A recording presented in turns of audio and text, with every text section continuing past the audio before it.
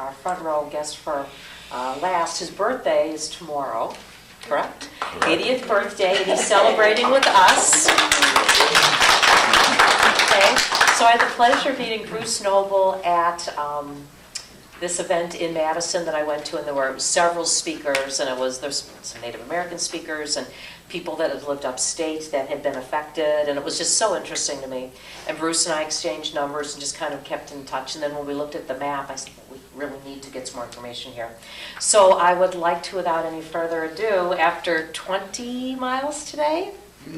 Yeah, something like that. 20 miles riding parallel to the pipeline. And people say he's riding on the pipeline. No, that would be very, like cornfields and very dangerous, but out of traffic, but parallel to the pipeline to draw attention and also to, talk to people on the way and visit and, find out what people know and what they don't know and what they need to know. So without any further ado, I would like to introduce Bruce Noble.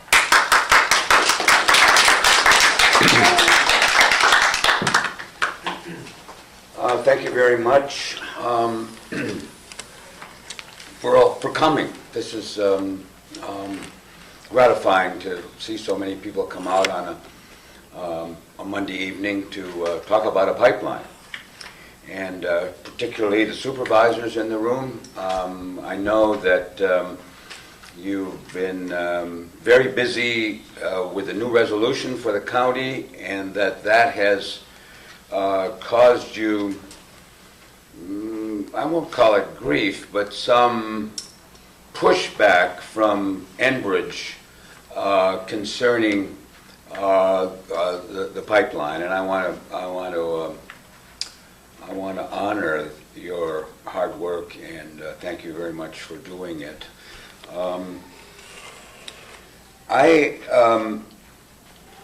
would like to.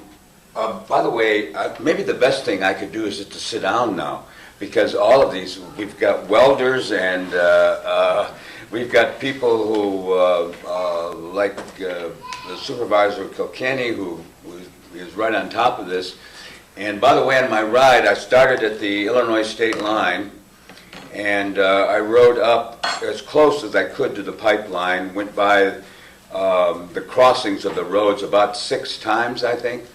And on Elm Ridge, when I turned on off of Town Line Road, there is a big sign there that said Delavan Lake Watershed. Well, I've worked on the Pinocchio mine up north, and when a watershed is involved, I start to worry, because I don't like to scare people, but on the other hand, I'd like to have them have knowledge about what potential risks are. And I say potential risks. I'm with this grassroots pipeline awareness group, and we're educators. We are non-confrontational. We want to just try to give as many facts as we can as we know them. This, by the way, is just, as you saw coming in, this is the pipeline that comes through Wisconsin, starting in Superior, up in the northwest corner of the state, and ending down here where I started this morning. I'm kind of working backwards up the state. There are 16 counties, and I have pledged, before I'm 81, to try to ride all 16 of those counties. And so we are working on other counties now to get organized. This is not easy. I mean, people in the room who took to the road to pass out flyers, 600-700 flyers went out to the people, and we hoped that there would be a few more here tonight, but the flyer did its job. We don't want to drag people in, and we don't want to scare them. We just want them to know what are the risks involved, and I think that the flyer did that. And I want to thank those Charlene and other folks in the room, and Mary for helping us with that. I'm currently reading a book that has nothing to do with the pipeline, but it's called The Song Not Yet Sung. And I thought it was appropriate for us to talk about this pipeline because what I would like is to talk about a story about singing the song of the pipeline. And this pipeline has not been known to the public. The song has not been sung because the public does not know about it. Only a privileged few really know about it. And not the people who are going to be affected by the pipeline. Again, as long as you know about it, if you know the risk, every day in life we balance, the benefits of things with the risks of things. And we make decisions. That's all I want you to do. I want people to know about it. But they haven't been getting all of the correct information. I have here an epistle that came from Enbridge talking about the myths going on out here.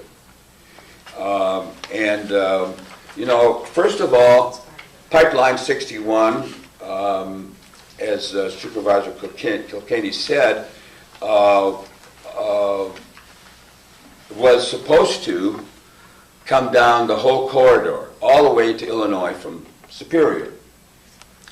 Now they say, well, it goes through Rock County, but it doesn't go through Walworth. Now they're also saying, well, we're increasing the flow rate at the Delavan pumping station that's not in Walworth County, by the way, it's in Rock County. We're increasing the capacity so that we can boost up the pressure, the volume going through that pipe from 400,000 barrels per day to 1.2 million barrels a day. Now they're saying, well, no, we may have said that before, but we're not saying it now. Let me just talk about one of these myths. I could talk about all of them. They say a myth is a full environmental analysis should be conducted on line 61 corridor. You're in the line 61 corridor. You don't have the dill bit and you don't have the diluent, which is going back in the other direction up to Superior. The bitumen that's mined is like tar. It's like peanut butter. They talk about peanut butter in here too. It needs to be diluted to go through a pipe. Can you think about sucking peanut butter through a straw? You can't do it. It has to be diluted. And it's diluted with chemicals like trimethylbenzene, benzene, cyclohexane, ethylbenzene, isopropylbenzene, naphthalene, toluene, and then some heavy metals, iron, mercury, nickel, titanium, vanadium. Benzene and hexane, when they get into the air, as they did in the Kalamazoo spill in 2010, it's carcinogenic. It hits the air and it spreads out. And they don't want to talk about that. And all of this stuff was reported by 3 newspaper journalists who wrote a book called Dilbit Disaster, which talks about the Kalamazoo spill, talks about the chemicals in it. 3 of them won Pulitzer Prizes. So, and these articles, this book was vetted by pretty top-notch people. One of the other things that the Enbridge talks about is that we've been saying, well, the dill bit, which is not coming through your county, by the way. That's the good news. It doesn't, if it hits water, it floats. All of the chemists that I know And the Kalamazoo experience in Michigan has shown that it sinks. It's very hard to clean up. Now, the bad news for you is that you're getting crude in your pipeline. And that crude is the same kind of crude that came out of the BP spill in the Gulf of Mexico. They're still cleaning that up down there. The fishing industry is just gone. And they're, you know, in the destruction of flora and fauna in the Gulf, this can't be replaced. So, again, I'm not trying to scare you. I'm just saying these are risks. These are risks. And you've got to balance, you know, well, I want to drive I talked to a truck driver today. He drives to Chicago every day to get steel, bring it back to Walworth County. He needs gas to earn his living. I'm not going to deny him that. We all need gas, but do we need so much? Are we so hungry that we can't find replacements for that? If we can't ease our way into a new age where we don't have to depend on this oil. Now, by the way, I stopped in the village of Walworth this morning, and we were videotaped by our esteemed videographer, Mr. Kilkenny, a man from Waukesha County, by the name of Steve Speakerman, and myself were just kind of jawing about these issues. We're just talking back and forth, learning from each other, and this is what we want to do. And I'm going to shut up in a few minutes because I want lots of time for you to ask questions. So that was a great experience. There was one lady who lived in the village or near the village all of her life, went to school there, all of her schooling, and she was worried about the pipeline that was close to her house. Of course, she should be. Again, this very nice old lady, my age or close to it, you know, we don't like to be scared. We got enough. We got a lifetime of things we're scared of. We don't need any more. But on the other hand, she wanted to know. She didn't want to be just an old-timer that said, oh, leave it up to the kids. Democracy is not a spectator sport. It is a participatory activity. And we all have to find ways to fight against the power of certain folks who think more about money than they do about human health and welfare. Now, that's a pretty big statement. Now, I'm not saying that Enbridge is not concerned with safety, but I am wondering how concerned they are. A couple of stories.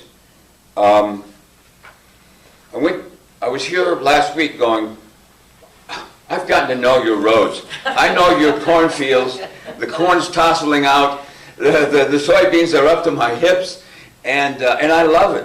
I was born in that. I was born in Michigan. I'm sorry, but I've learned to love this country, this state, and I love to be out there. And I was riding in it today, just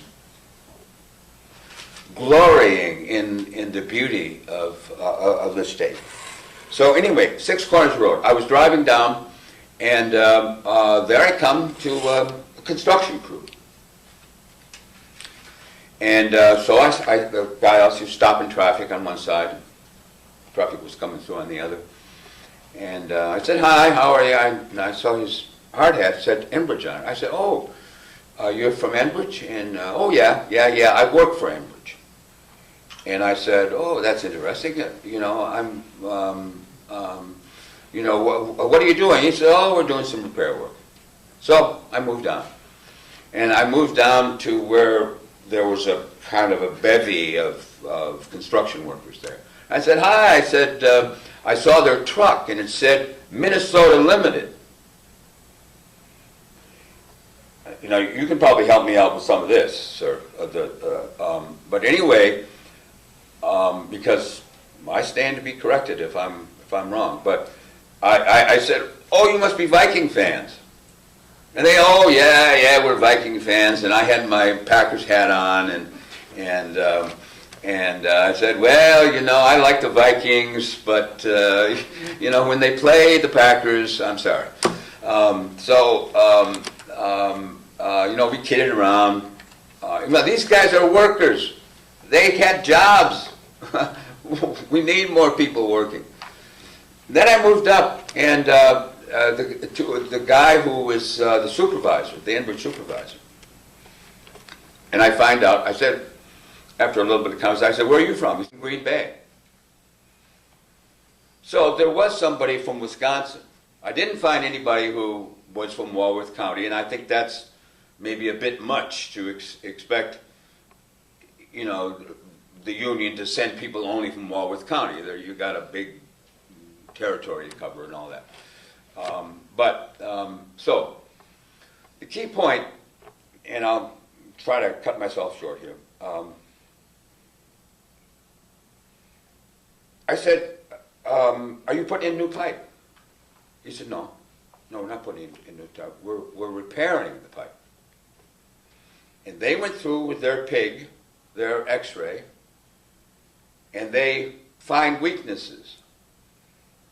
And by the way, there have been 3 spills in the state of Wisconsin since 2007.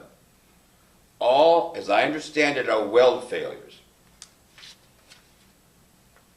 And you can see, I have a picture over there of the Kalamazoo spill. You can see that pipe there. It's got a big split in it that goes lengthwise. That's what they're saying caused that split in that pipe. So, you know, I'm willing to learn from you folks some more about that. But anyway, I keep getting off. Sorry, MC. I'm going to give you 2 minutes, just only because it's your Okay. birthday. The hook. So he said, well, we're not putting in new pipe, we're repairing the pipe. And he was a nice guy. He wasn't trying to hide anything from me. These are working guys. We were just chatting. And he said, what we're doing is we're putting on pressure sleeves. Now, maybe you guys know about that. Now, it's like they're taking, it's like a bandage. If you got a, you know, you got a weakness or you got a cut in an artery, that you put pressure over it. Well, I talked to an engineer from Texas A&M, went all the way to Texas. They know big things down there. And he's a materials engineer. He says that is patchwork. That's not a new pipe. And so they're going along, you know, I will give them credit. They do try to keep up with it, but this pipe was put in the ground in Walworth County in the 1960s. So it's a pretty old pipe. It's older than 30, I think, sir, but you can correct me. Well, I was just pulling a figure out. Yeah, well, so, yeah. I was guessing. So anyway, so those are the facts that I've learned about your county just by moving around in it. And I hope that you folks can find it within yourself to make this democracy participatory. Thank you very much.